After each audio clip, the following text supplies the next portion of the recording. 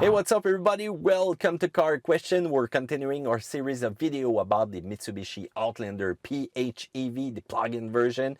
And by the way, if you just got here, right there on that video, after a search, feel free to go check the exterior review, the interior review, and also check the description where I will put a playlist of all the video that you can check and learn a lot about this vehicle. So right now, it's time for specification and road handling and what I like about the feeling of driving that vehicle.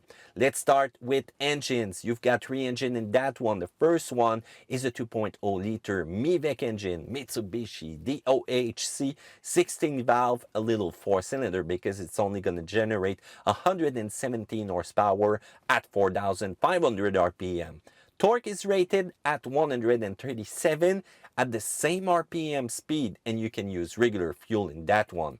And there's a special transmission for the front and the rear. In front, it's a single-speed drive mode switchable reduction gearbox, and at the rear, it's a fixed reduction gearbox.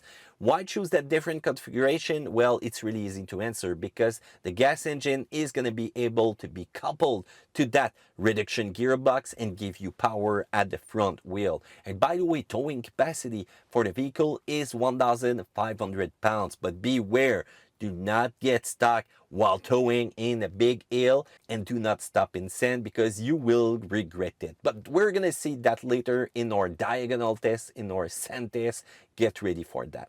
The two other engines are electrical engine. They are twin AC synchronous permanent magnetic motor. If you check the one at the front, it's on the left side of the gas engine and has an output of 60 kilowatt hours. Smaller, lighter, and a higher output enhanced version of the permanent magnet synchronous electric motor used in the Mitsubishi i-MiEV. The system will feature a front-mounted generator that converts mechanical power to electricity and continuously charge the drive battery, while a power drive unit, the PDU, helps to convert the electric power and send it to the front motor. It's rated at 80 horsepower and 101 pound-feet of torque. When you check at the rear, it's the same 60 kilowatt hours motor, and you've got an electric motor control unit which is mounted beneath the rear area cargo subfloor. Both the front PDU and the rear EMCU are intelligent control unit that will contribute to 8 the energy efficiency and the optimal motor control, and it's rated at 80 horsepower also, but 144 pound-feet of torque. And remember, there is no connection between the front and the rear. You don't have any drive shaft, so that's why it needs to be really well controlled to get the same speed, the best assistance possible. Let's talk about the battery. The battery is a high capacity 12 kilowatt hours lithium ion battery pack. 80 cells configured in a series with a total voltage measuring 300 volts.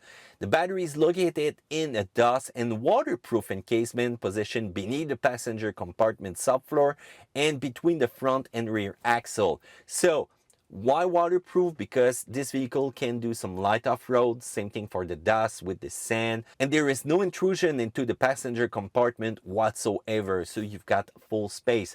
And with that configuration, you've got also a lower center of gravity.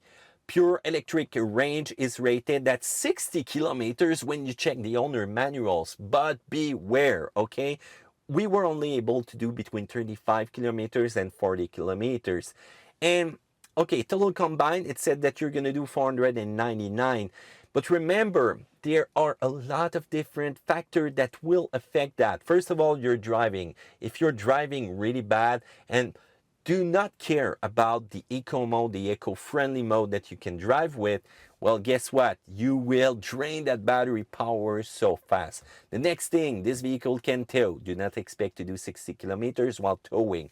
And when you check the owner's manual, they said it's a perfect temperature. It's when you're going to be using the eco mode combined to the fifth level of the regenerative force right there on your brake pedal.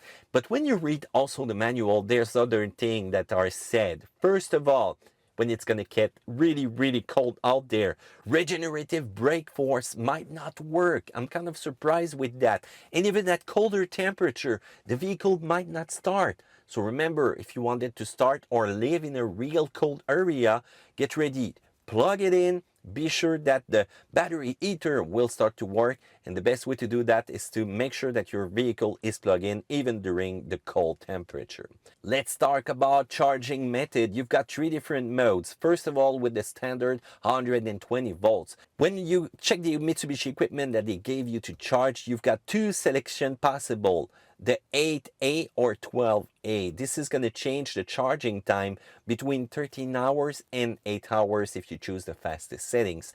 Remember, if you're living in a country where there's difference between the electricity price depending on some hour, so let's say that you have more than 13 hours where the price is the same, we'll select this one.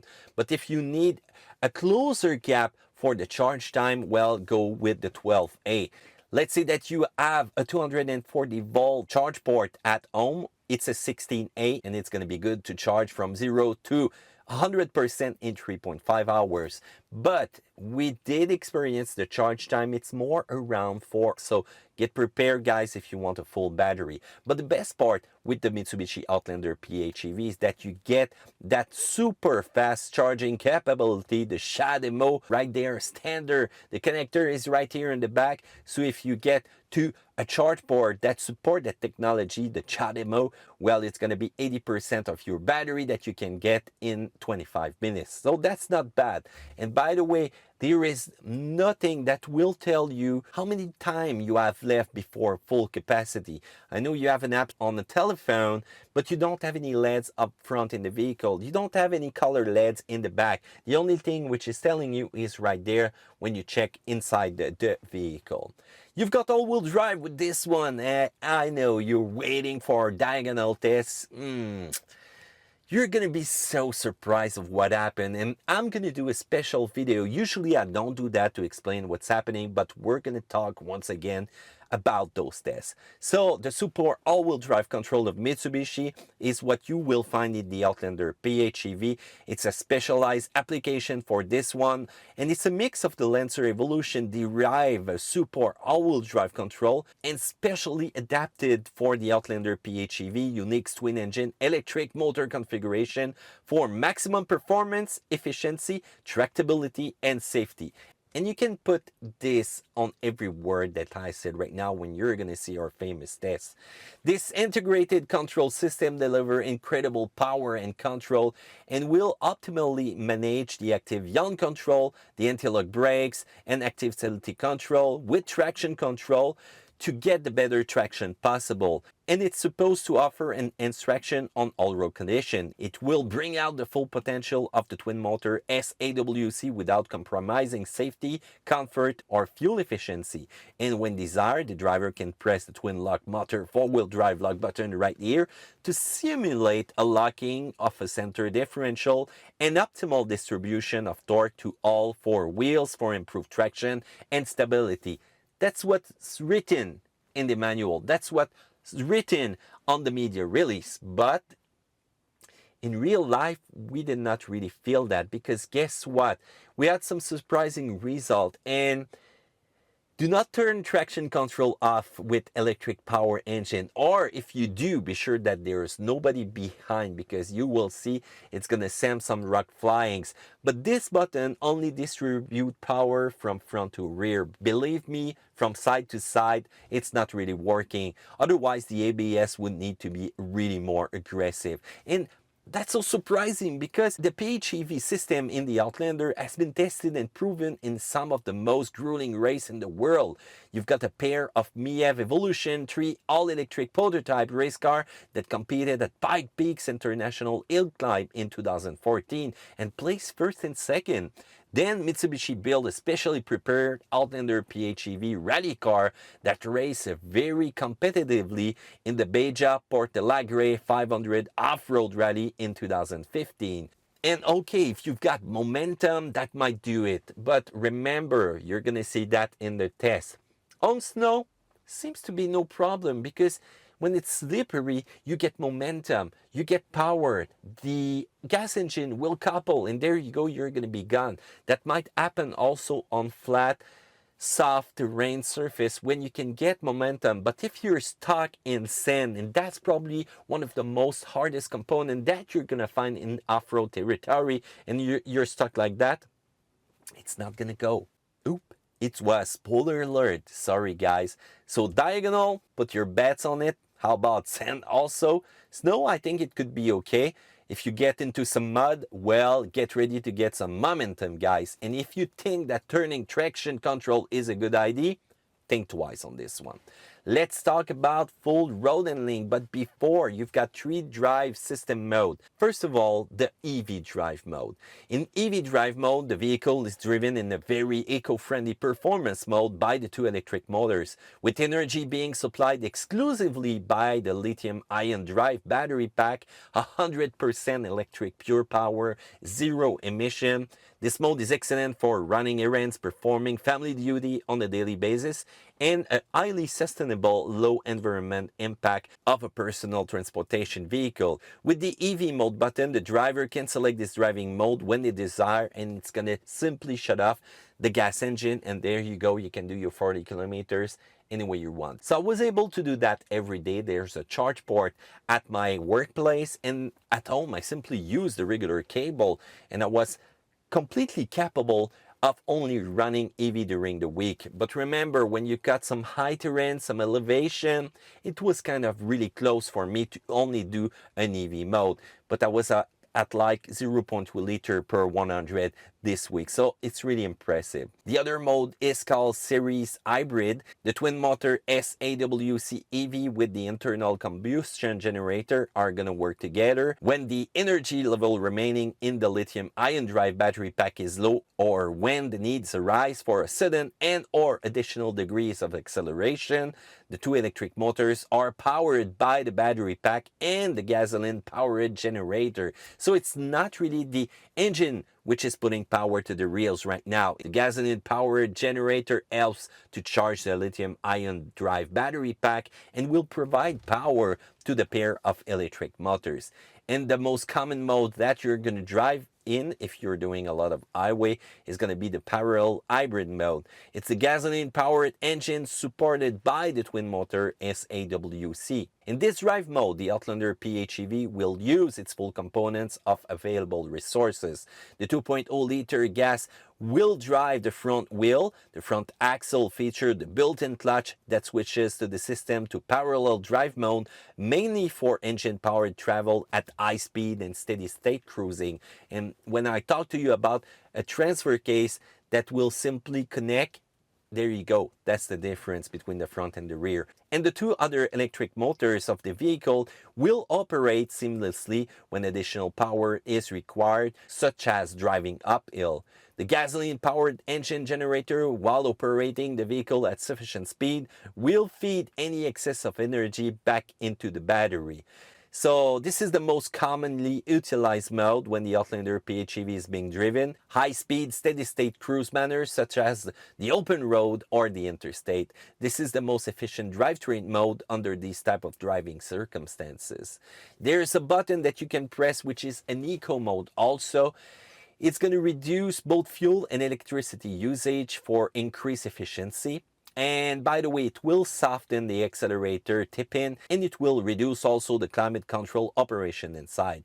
You've got also 2 other buttons, one of which is the charge button that you can press. And let's say that your battery is depleted and you're running on the highway, press that button. It's going to fill up over time. And if you want to press the save button, well, this one will save your battery for later use. Remember that charge mode will consume more fuel when you're going to be at a red light, and will also make more noise with that engine simply rolling and rolling every time. Let's talk about acceleration and make a comparison with the regular version of the Outlander. So it's going to be faster than a 4-cylinder, but slower when you compare it to the V6.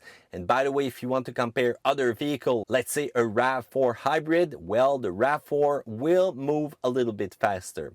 Otherwise, the weight of the vehicle is kind of heavy, 4,333 pounds. It's 565 pounds more than the regular 2000 Outlander V6 all-wheel drive, so you can feel the weight. And by the way, when you're going to be moving around with EV power, you can sometimes feel some vibration.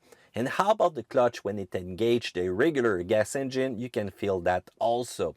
Let's talk about braking. Well, you've got your regenerative braking right there with a paddle. You've got 6 levels possible if you at the 0 setting level, which is only going to coast the vehicle. And by the way, when you're going to put it into B5, the maximum power for regenerative braking, well, the brake lights are going to light up. So the front and rear electric motor function as a generator so that electricity can be generated and feed back into the battery. But now let's talk about braking power. So braking distances are reasonable. You're gonna have some nosedive, and as soon as you press the acceleration, there you go, it's gonna raise up.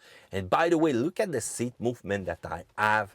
I can feel it right now, and it's gonna accentuate the effect if you accelerate or brake really hard. So when you check at the standard mechanical brake up front, it's 11.6 rotors with twin piston calipers, so you've got decent power. In the rear, solid disc, 11.9 inches. Suspension, I told you about the nose raising up and the nose dive, but there's also some clunking sound, but it's not when you're gonna get the suspension totally bottom. It's when you're gonna get maximum extension and boom, you hear those noise, and you're gonna hear them a lot if you go down some rough terrain. Let's talk about direction. Electric power steering, well adapted, and you've got that natural feeling. How about general comfort with this one? Well, my seat is still moving. Not too bad for the passenger though. And you've got the heated seat, which is taking a long time, the heated steering wheel, which doesn't fairly distribute the heat. And how about the internal temperature? I always need to play with that. So it's kind of feeling a little bit dated though, and it's lacking some refinement, and there's some cracking noise, but still, it's not too bad.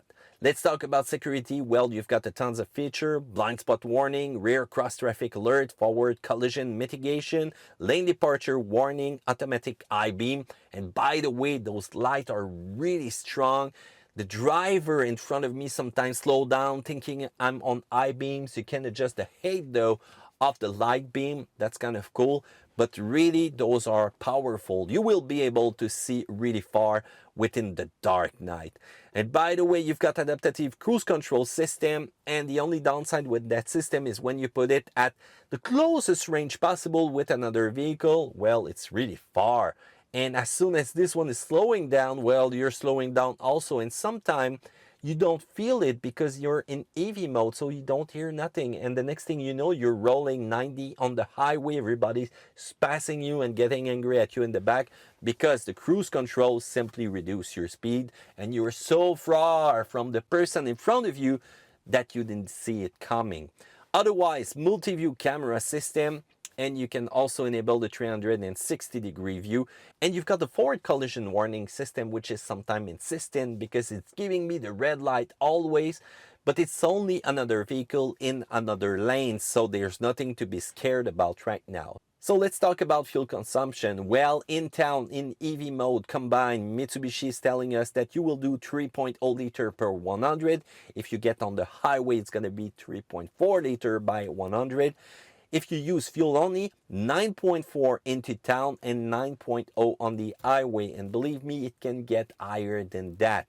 So if you're gonna tow, if you're gonna drive in a more performant way, well, you will see those numbers goes really high. So we were able to get around the 8 liter, no problem with that. And during my week, I was always plugged in. So 0.3, 0.2 liter per 100.